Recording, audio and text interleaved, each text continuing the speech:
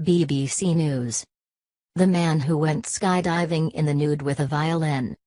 Many people would find jumping nude from a plane confronting, but it was a particular triumph for Glenn Donnelly. The Australian musician had set himself a challenge for his 30th birthday.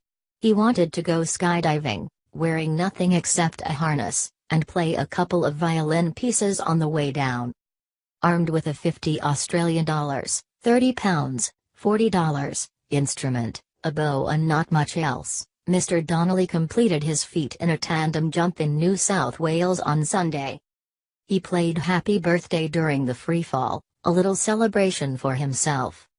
When the parachute opened, and he began to float, the violinist drew the opening strains of the Lark Ascending by English composer Ralph Vaughan Williams.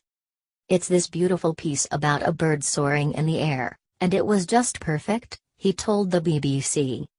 "I played the opening cadenza for about a minute, where you're just slowly rising on the violin, and it was just wonderful. When that parachute opened, I could just be free to play the violin. It was a feeling of total freedom. Playing for a cause." Mr. Donnelly, a classically trained violinist, took the plunge over the city of Coffs Harbour to raise awareness about body image issues among men.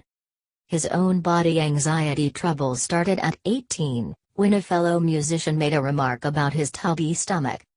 "I started silently sucking it in 24/7, creating a mental and physical prison in my body," Mr. Donnelly said.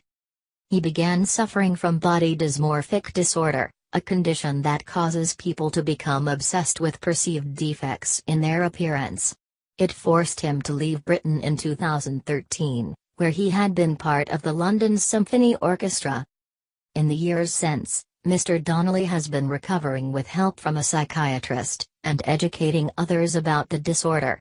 He will divide money raised from his skydive between two charities and his own nude movement, which raises awareness about body issues. For him, being naked for the skydive was as important as the plunge itself. "I felt as much fear and anxiety before the sky jump as I feel when I take off my clothes in front of other people, these jolts of fear and anxiety that I'm still working through," he said. "I'm really proud of myself for completing the fall and for walking through that door of fear.